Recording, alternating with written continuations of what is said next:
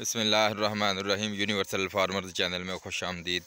अस्सलाम वालेकुम रहमतुल्लाहि वबरकातुहू। दोस्तान मुकर्रम, ये है हमारा छोटा सा फार्म,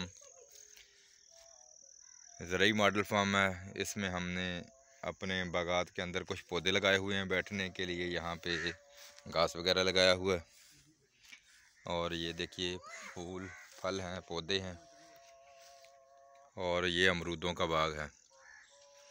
आपको हम अमरूद दिखाते हैं। देखिए माशाल्लाह कितना खूबसूरत बाग है और कितने बेहतरीन पौधे हैं जी। देखिए बाग अमरूद कैसे लगे हुए हैं।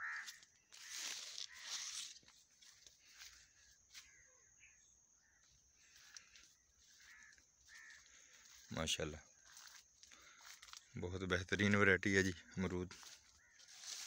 आपको यहाँ एक पौधा दिखाता हूँ। ये देखिए छोटे छोटे पौधे हैं,